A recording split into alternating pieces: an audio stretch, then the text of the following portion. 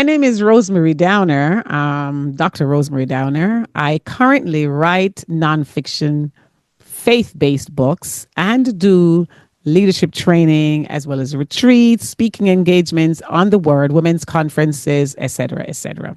It's a delight serving in ministry. What can you expect from the Prosperity Show?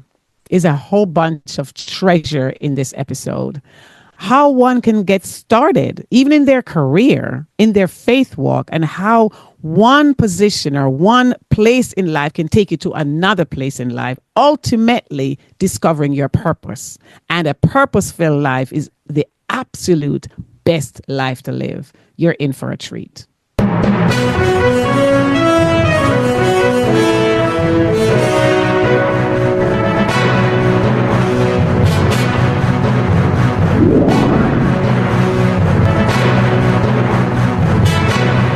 Now, ladies and gentlemen, welcome to yet another exciting episode of the Online Prosperity Show. I'm your host, Prosper Taruvinga, and today we've got a guest whose journey is as inspiring as it is transformative. Now, Rosemarie, how are you doing today? I'm doing great. I'm just a wonderful day. Absolutely. Wonderful night. Absolutely. And thank you so much for joining us. I mean, it is Rosemarie to you, to me, but to you, it's Dr. Rosemarie Downer, who is a distinguished author of 10 nonfiction Christian books, a seasoned speaker at conferences and retreats, and also a former university professor and federal government social science researcher. Now, her life work has been dedicated to challenging and inspiring, people to have a happier existence. And also today we're going to be diving into her remarkable journey from academia to ministry, and also exploring the lessons that she's learned along the way. Now, Rosemarie, I could go on and talk about all the things that you have done and all the accolades that come along with it. You've had a 24-year career as a university professor, and then a 20-year tenure as a social science researcher for the U.S. federal government. Tell us a little bit about that journey and what it is that you were doing for others and your country. Yeah. So, in my doctorate study, I started teaching as an adjunct professor. And shortly thereafter, I accepted a position with the federal government. And so I continued as an adjunct professor. I was teaching as an adjunct professor 4 years before I took that position. And there's leverage to do some additional work as a federal employee. So I continued in my adjunct position while I served my 20 years as a civilian in the federal government. And so I was able to, while at the office as a researcher, social science researcher, looked into federal programs and particularly the impact they were having on low-income families, on children's well-being, their learning, adjustment, health, etc. I'm looking at numbers and demographic participations and geographic locations where people are participating more, what's impacting participation rate, and how to make these programs modernized so that they're as beneficial to the public as they can. Now, my academia part was teaching is a love of my life. I love to teach. I love to present. So I was able to pour into younger generation, even though in all my classes I taught at a graduate level, there was always one or two people that was older than me. So I was able to provide guidance and information with a lot of excitement because I love to teach so much. Absolutely. And thank you so much for taking us through that journey. But Dr. Rosemarie, that's a lot of years in school. I mean, some people just can't wait to jump off of high school and go on and do something and things of that nature. What is the fascination, first of all, around that? And what led you to stay that long? Yeah, learning is exciting. In fact, I knew from a child that I was going to be a doctor. My goal initially was to be a pediatrician. And I remember while I was in high school, my counselor knew what my aspiration was, and she got me an internship one summer. This was while I was living in Canada, an internship at Runnymede Hospital on Jane Street to work in the pediatric ward. I was a teenager then, and I cried every day for 6 weeks when I went on that floor because I was too moved emotionally when I saw the sick children. I knew then that I couldn't be a pediatrician. So doing that internship opened my eyes to my limitation in that field. Then the same counselor, she was in love with me. She got me a job as a teacher's assistant after school at a daycare center. And I found my place. It came to the point where the other teachers would bring me the kids that were misbehaving. They brought them to me because I could manage them. I could get them under control. I could teach them. I could bring order. And then I found parents coming to me as young as I was asking me for advice. I found my place. Then I thought, okay, so I can't help the physically ill children, the broken children in that physically, but I can help those who are emotionally, behaviorally, or mentally broken. And that led me to child psychology. So I always knew I wanted to be a doctor. I became a mental doctor, a psychologist. That's what I became. I became a psychologist versus a pediatrician, but still helping my target population. So going to school, I love learning. As a matter of fact, when I got on a college campus, I came to life. It's just the environment, the milieu is just stimulating. So learning was, and I have two masters. Now think about that. Some people have two doctorates. Now I'm not going to take it that far, but yeah. Learning is just, and I'm a lifelong learner. I still continue to learn. So yeah.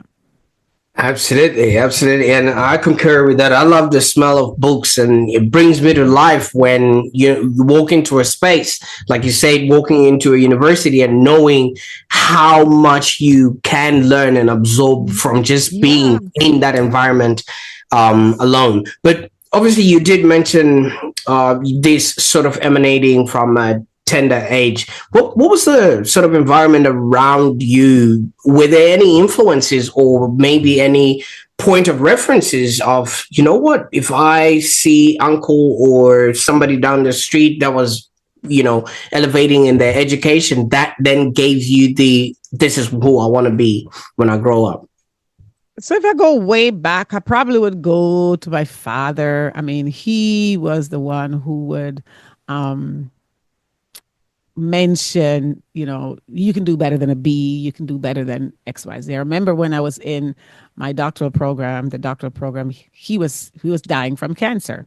I was living in the States at the time and he was in Toronto. And I would drive back and forth to go see him. And on one of my visits, I said to him that I'm going to pause school because it was just too much dealing with him dying and being so sick and me being so far away and having to study and go home every month. And he was very weak at the time. And I remember him easing up out of the bed as high as he could. And he said, "Who's?" He was so weak he couldn't say Rose. He called me Rose. He said, "Who's?" I can't remember exactly what he said word for word, but basically he was telling me, "Do not stop going to school." So I mean, he was a motivator, but I'm also the person. That's my personality. If I'm going to do something, I'm going to go to the extreme. I'm going to go to the end. And I'm just not a halfway person. So if I'm going to do something, I'm going to the toppest level that I can possibly get. And coupled with that and the way I'm made, I believe that's what pushed me. And it take much. It didn't take much. It was intrinsic in me, something I wanted to do. And so I believe that's what got me where I am. Absolutely. You see, to some people, having words like that from a dying parent, like you say, becomes a challenge or it becomes a mandate to actually fulfill on those words. Do you think by him saying, do not stop going to school, that's why that hasn't stopped, even if the schooling hasn't been on the part of you learning, but the part of you teaching, because you still have to continuously learn from there as well? No, I think even if he did not say that and I stopped, I wouldn't end. I would still get that degree. I probably would. What I meant was I would pause going to school. studying. It was a lot. It was a lot mentally. And I was doing ministry at the same time. I started ministry fairly early. So I had that on my plate as well. So when I say I was going to stop going to school, I didn't mean I was going to drop out. But I still wanted to please him by continuing versus pausing for the season that we were going through. But if I pause, trust me, I'll be right back in to finish it. Yeah. Absolutely. And part of the teaching that you were doing in, in the teacher ed that you went on was helping kids that you have now referred to as broken emotionally, and also, were not participating well in the system that they were being sort of brought up in.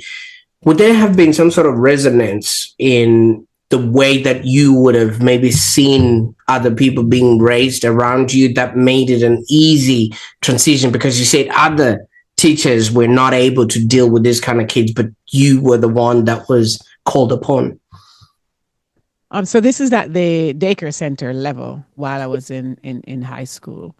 No, this is really, really weird because before I took that position, I couldn't tolerate, and I don't allow it, but I'm going to use it. I don't think it's an appropriate phrase. I couldn't tolerate bad kids. The appropriate way to say it is misbehaving children. I couldn't tolerate it. I didn't have patience for it. But sometimes there's something in us that we don't know is there until a circumstance brings it out.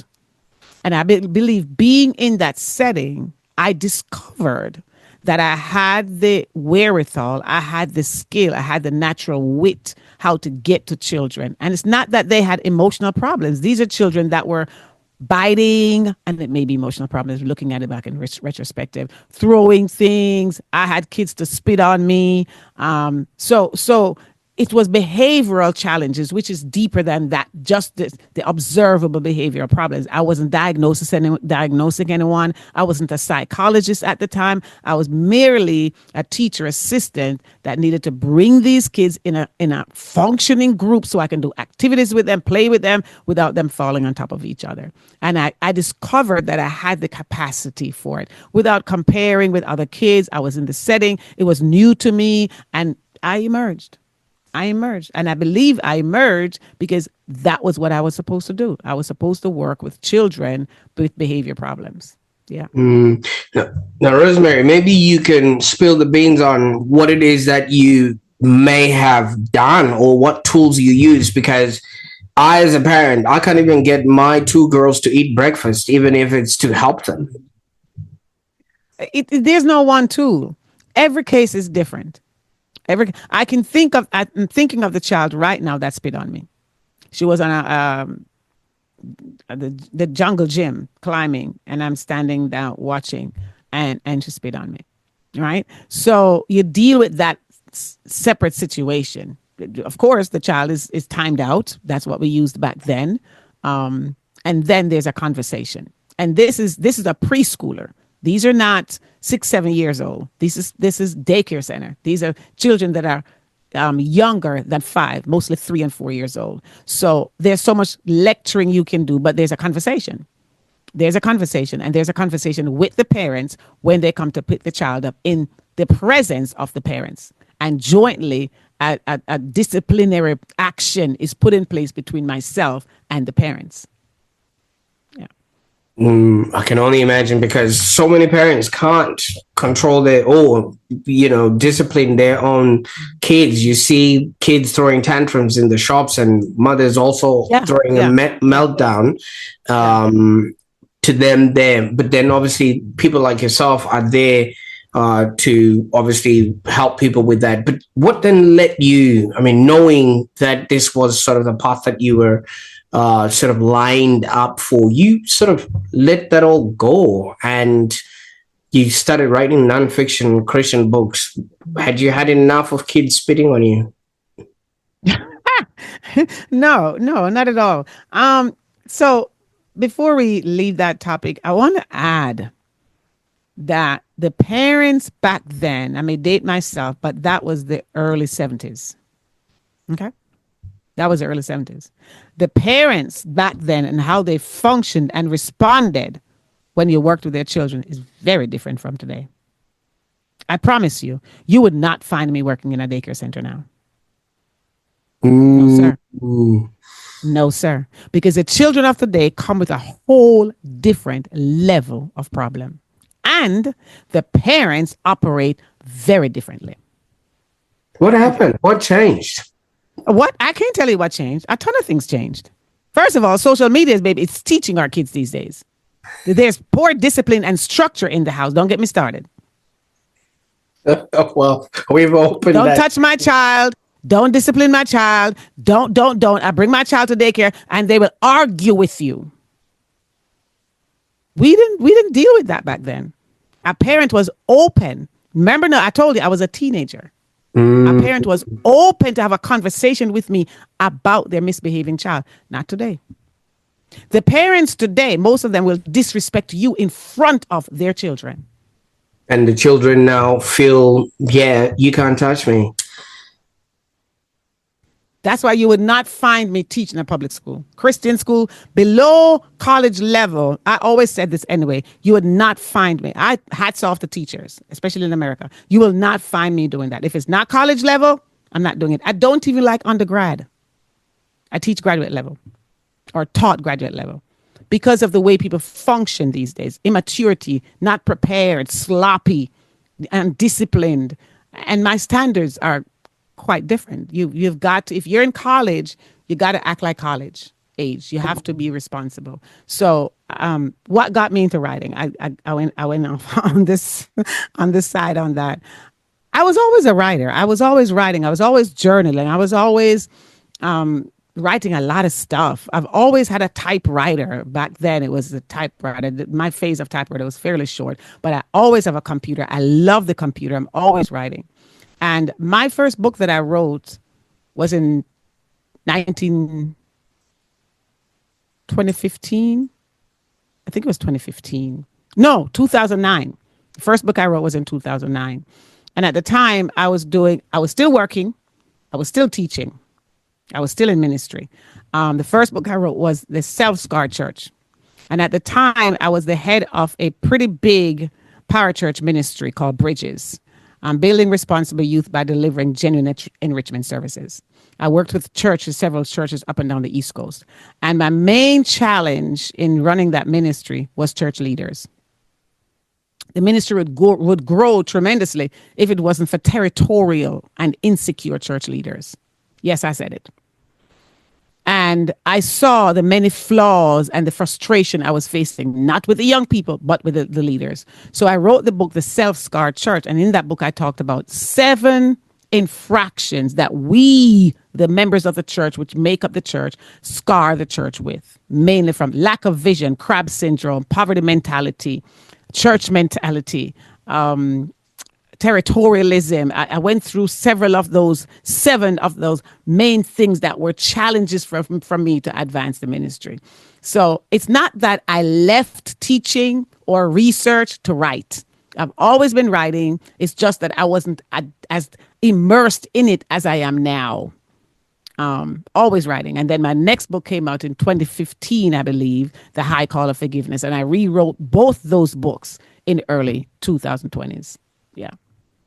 Absolutely. Now, you also wrote another book that's got something to do with leadership. Leaders are like giraffes, and it really puts a unique analogy between giraffes and leadership qualities. And you were talking about people lacking vision, and I just had to think that leaders can see from above, and they're not stifling the growth and things of that nature. What was the inspiration behind this metaphor, and how can people apply this to leadership? Yeah, that's a really good question, because all of my books have a story behind them, and they should, I guess. So I mentioned the parachurch ministry that I was running, and every other year, we have a conference. And alternate years, we'll have what we call fellowship. It's like a convention. They're different. At the conference, we had a lot of workshops and seminars and some plenary sessions. And each year I would have a track It could be leadership. It could be parenting. It could be addictions. It could be, spiritual growth. So on the leadership track, I needed a teacher for a workshop. And usually at these conferences, I don't do anything because I put it together. It's just so much. And I don't have the energy and the time to really put something together and teach it. But I could not find anyone to fill this slot. So I decided to do it. And in my seeking the Lord, what should I teach on? I literally heard in my spirit, leaders are like giraffes. I was never fascinated by the giraffe. I never looked at the giraffe. I never thought about the giraffe. And that thought came to me, leaders are like giraffe. That's way back in 2009, I believe. And as I prepared the workshop, I thought, my God, this thing is complex. There's a whole lot of analogies and lessons, principles, and values we can learn from the giraffe into our leadership space. And when I put that seminar together, I told myself, this is going to be a book one day. Yep. And it was in my journal, in my list of books because I still have more books to write, list of books that I'm going to write. And that was one of them until I hit it. And yep, that's how it came about. And then I started doing training around it. And I Absolutely. think the second part of your question is how can we Yeah, how can we apply yeah, this? yeah, yeah. So in the book I talk about 19 characteristics of the giraffe. And as soon as people hear giraffe, they talk about their height. But that's just one of the many. And when I do workshops, I ask people what they see in the giraffe. And I actually hear things mentioned that I don't have in the book. So there's more than 19. I talk about their eyesight. I talk about how they walk, how they run. I talk about their spots, how they drink water, how they give birth, how they eat, where they eat from, how they sleep. Oh my. I mean, just tons and tons of things. So how huge they are, but gentle. Their heart rate. Yes. Just it goes on and on and on. So as I talk about these characteristics of the giraffe, I talk about how we can then transfer those traits as leaders. So for example, giraffes eat from the top of trees, mainly the acacia tree, the very top. In fact, I was in South Africa. Was it Johannesburg? No, it wasn't Johannesburg. One of it down there. I can't believe I'm forgetting. But I was in South Africa last November, and I literally saw a giraffe with my own eyes. That was going out of my skin. I was filming him and carrying on, and I saw him literally eat or her from the top of the tree. I talk about it, but I saw it, right?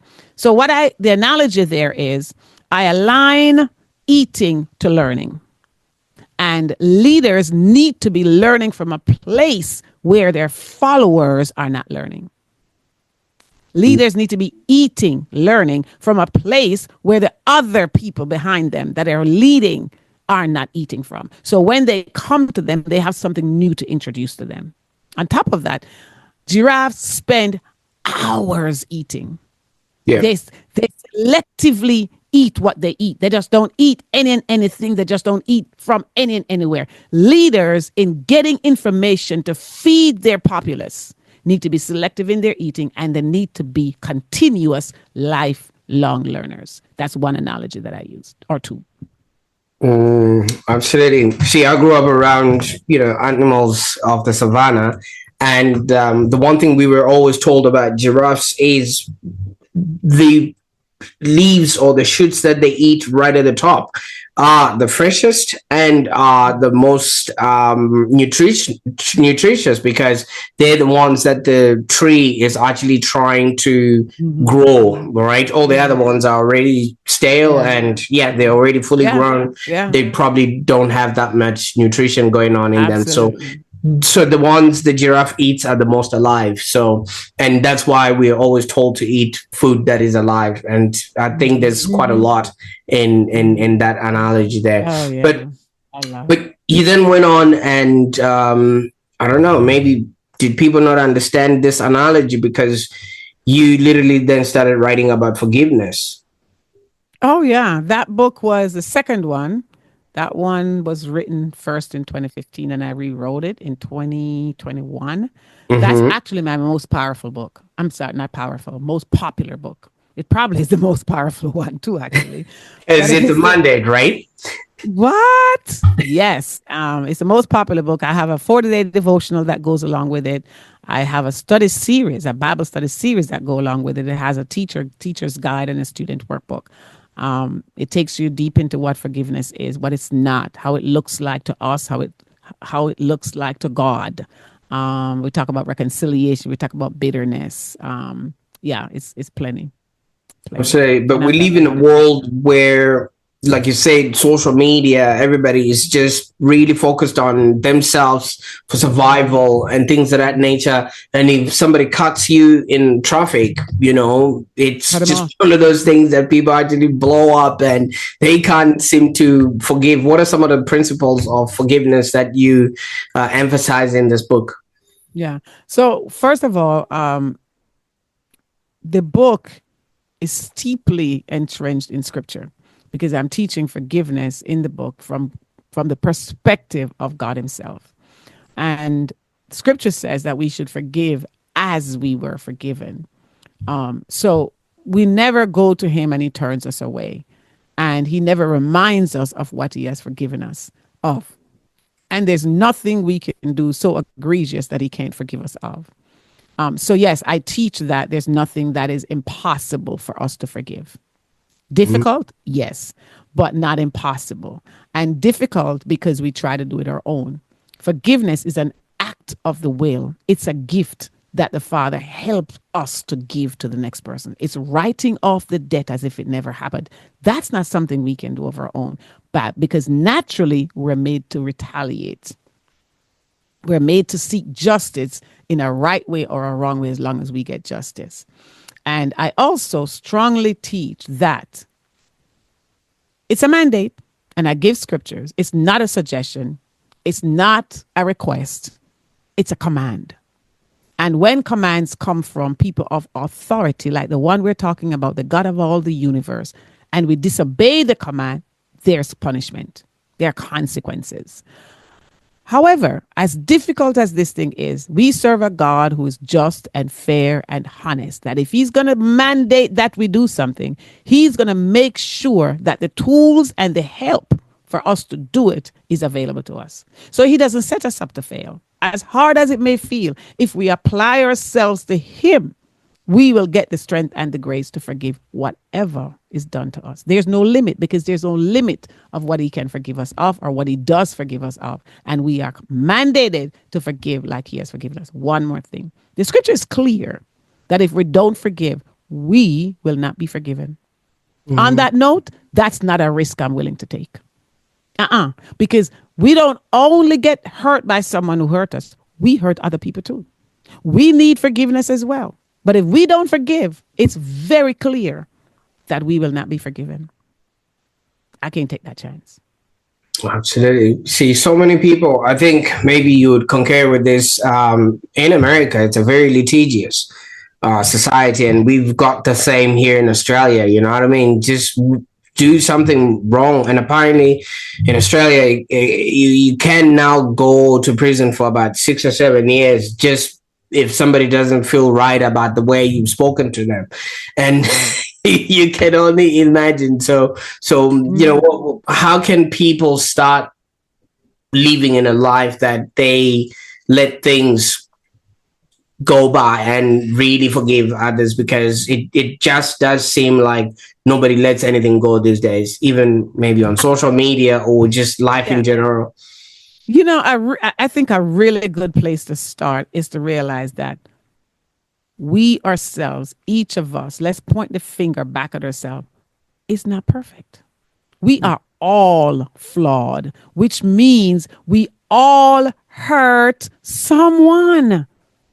So why is it so deadly when someone hurt us when we are doing the same thing to somebody else?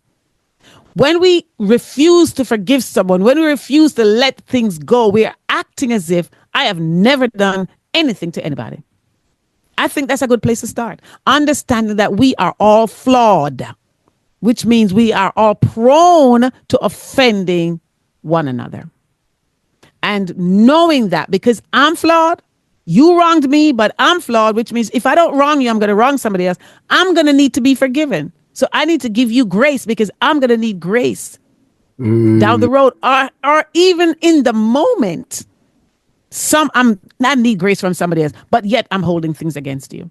It doesn't make, it's hypocritical. It's self-centered. It doesn't make sense. That's a good place to start. Don't even read the Bible. That's a good place to start. So Yeah. that, yeah, because well, so many people just really, really, really need to hear that message. But in as much as you have enjoyed, your time and the teachings, the writing, and everything else, you've retired now. I am. I'm loving it. What has retirement taught you about the value of time? Oh, that's a really, really good question because being retired, I'm not on anybody's time. I'm Mm, not on anybody's time.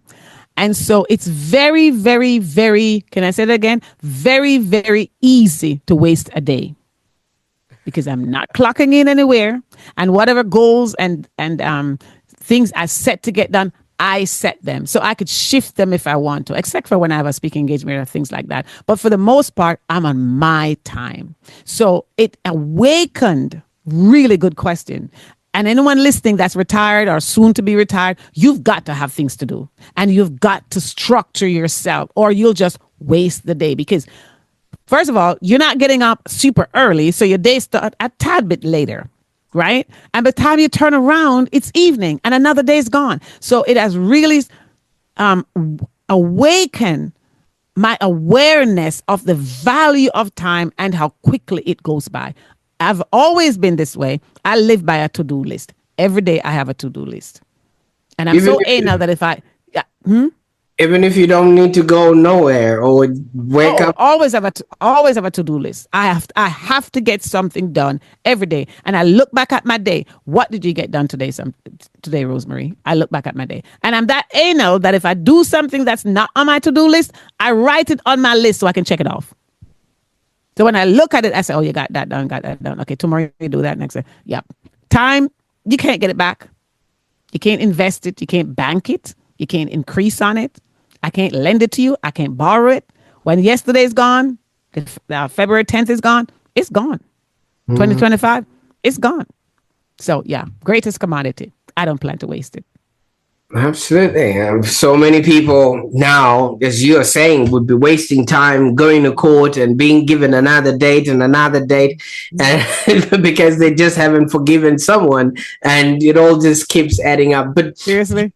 while Yeah. you're obviously not doing anything, there comes a time where you really have to start confronting your own self. You know what I mean? Mhm. Maybe self care or just self Mhm. awareness, because there's a lot of time to think Mhm. about stuff. What have you been doing, in regards to that? And what sort of advice can you give to those Mhm. that are almost on the verge of burning out?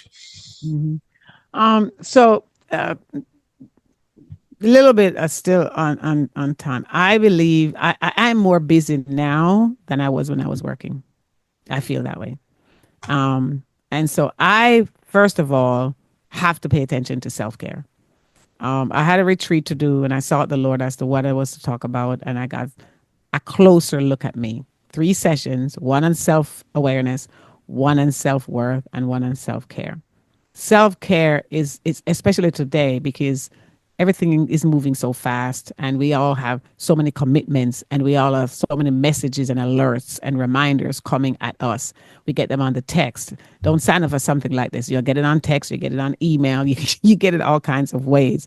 And then you have social media and we know what's out there, right? So and we're constantly doing so much. So whatever is care for you, it's unique.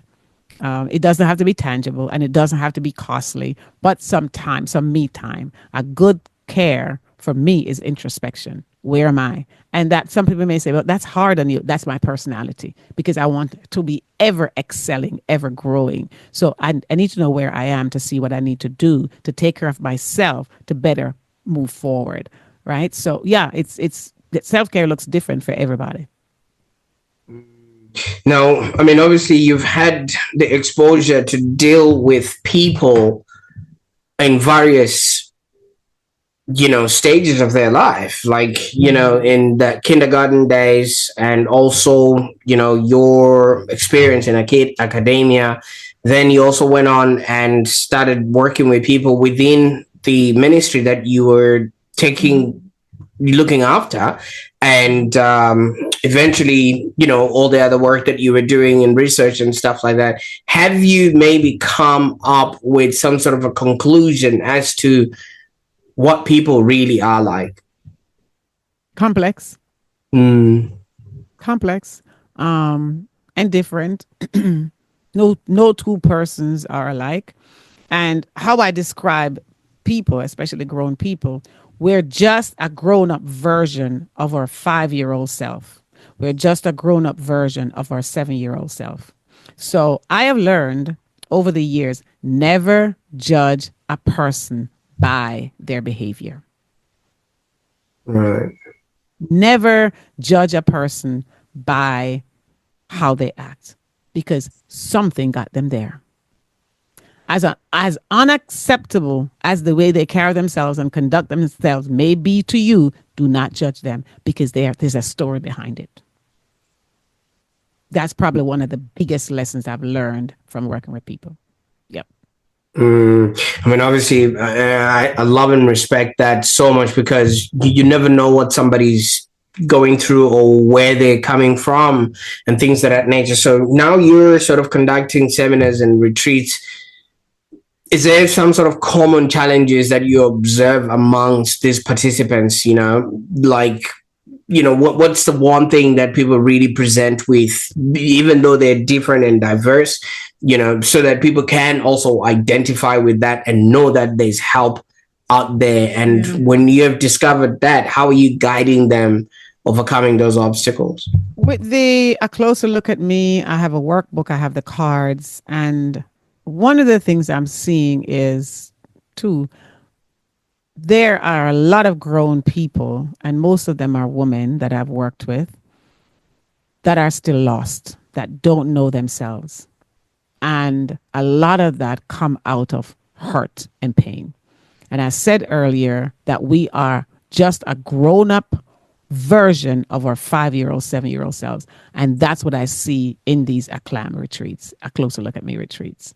It's excellent for women to discover themselves, to discover their worth, to discover who they are, what determines their identity, who they are, that self-awareness and the worth that they carry despite their experiences.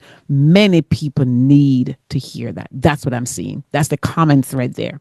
And then on the leadership training, I have not done a tremendous amount of the leadership training, but one of the thread I'm looking at is leaders sometimes are just lost. They're all over the place. They don't have that linear plan of vision, mission, objectives. They don't have the framework that they need to effectively lead. And that may really sound strange, because they're leaders. They're in the position. And the mandate that leadership comes with, I find that a lot of these leaders aren't aware of what they have assumed. Your responsibility is to effect change. Your responsibility, it says lead, it's a verb. Move from one point to the next and take the cohort with you. Put in simple terms. And when it's put that way, it's like, oh, because they see leadership as a job just to keep the machine spinning. No, it's spinning, but it may not be moving.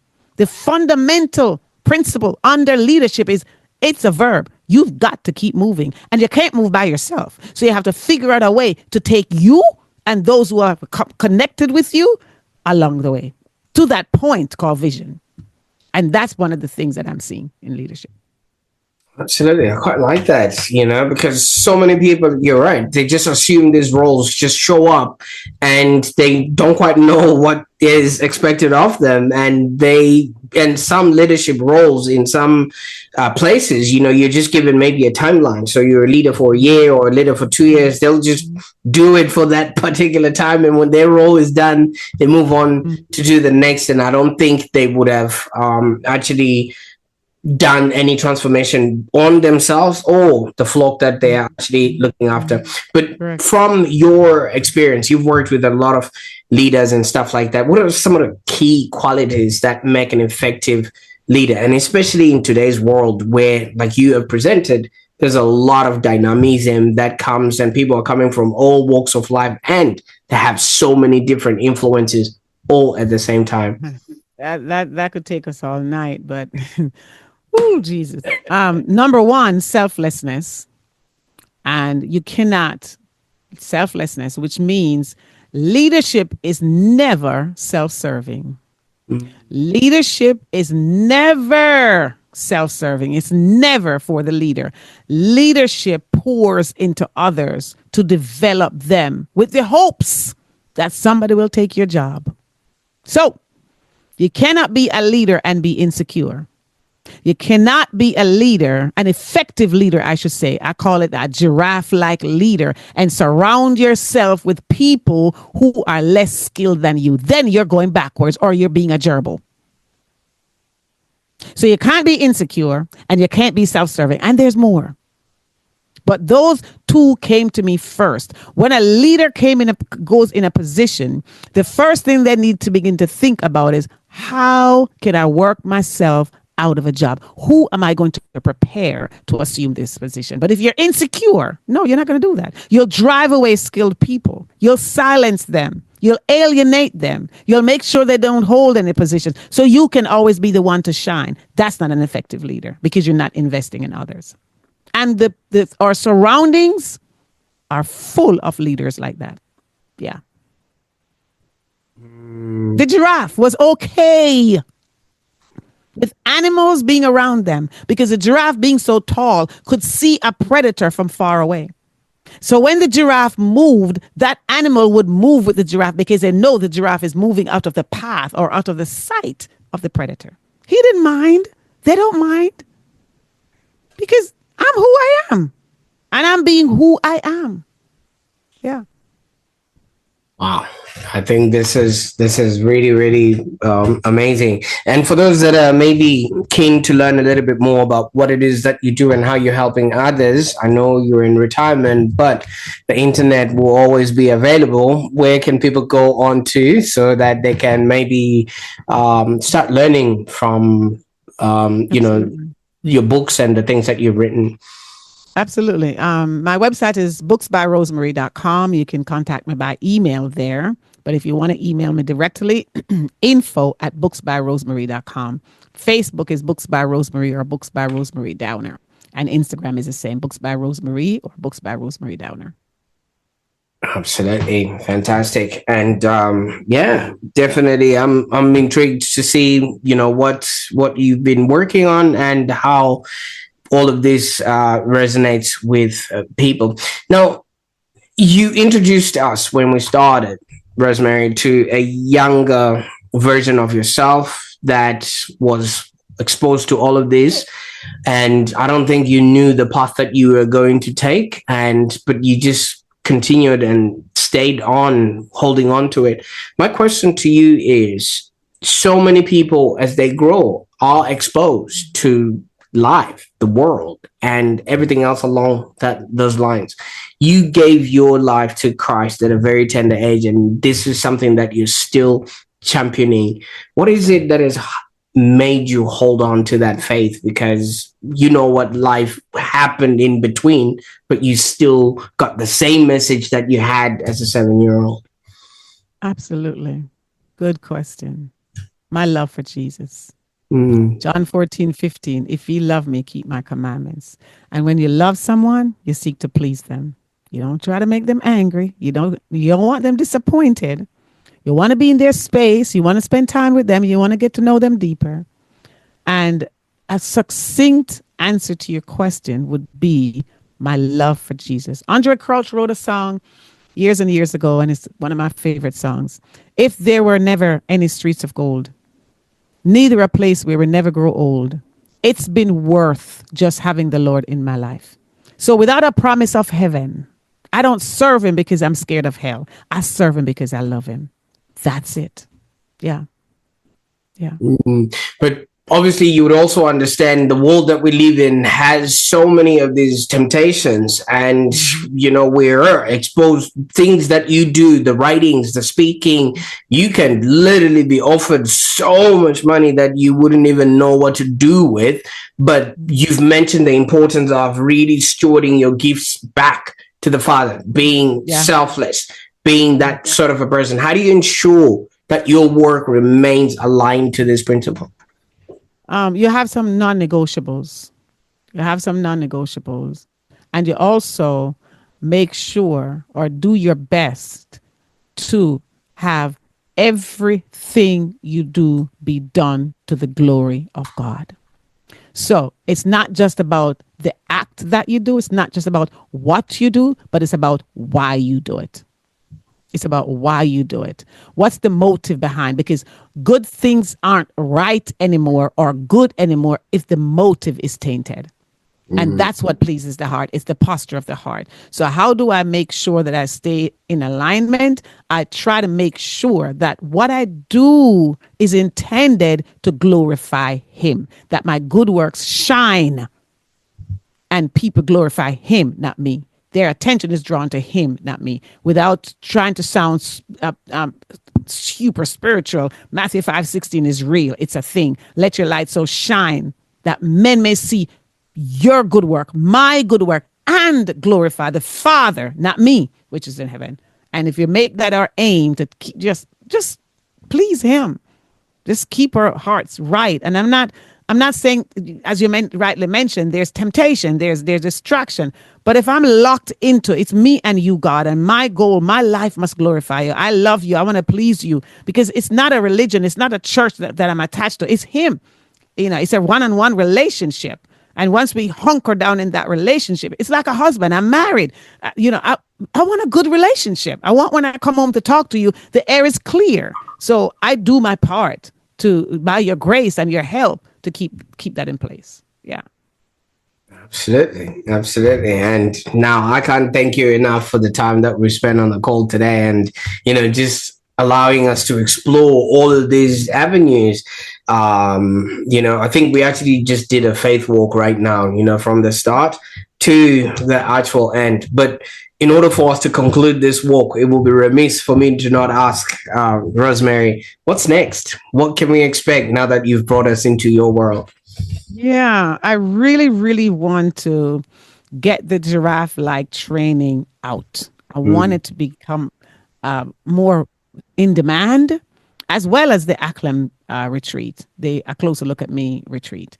Those two, I believe I'm sitting on knowledge and training that many, many people could benefit from. So I want to begin to do some virtual giraffe like training, and perhaps even a clam virtual, and when I can do it in person, I do it as well. So I need to get started on that, and I'm seeking the Lord for strategies how to get that going. But before the spring is done, I'll be actively working on that. So that's next, and I have another book that I want to get out later this year. That's coming as well. Mm-hmm.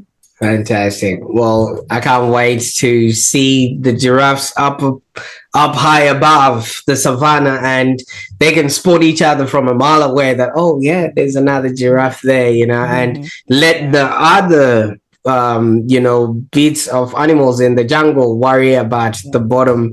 That's why they call bottom feeders. That's No. right. If I knew we were going to talk about the giraffe this long, I would have brought up one of my models. I actually bought two giraffe models that I when I was in South Africa. I'm heading to Kenya later this year, and that's where they are. That's the place, That's the right? That's the mecca place. for Yeah, giraffes. Yeah. we won't have to be hunting for them, looking for them. They're going to be there. I cannot wait. So I'll be gonna hang out with my friends a little bit more. But I have two, this size models. They're a little far from me that I bought. Yes, my giraffe. So when I do training, they'll be right there beside me. So the visual is there. Yeah. Absolutely. Well, I'm just gonna squeeze this in a little bit. When I was about 14 years old, we went to visit an uncle of mine who lives really close to a national park, but around his house he's got like really big walls that are made of Mm. bricks, right? And one afternoon while everybody was chilling, we just saw a giraffe head eating into the mangoes that were in garden just like that, and it was so graceful, so peaceful. And Very as soon as he graceful. was done, he just walked away, he Yeah, bowed, he walked away. yeah.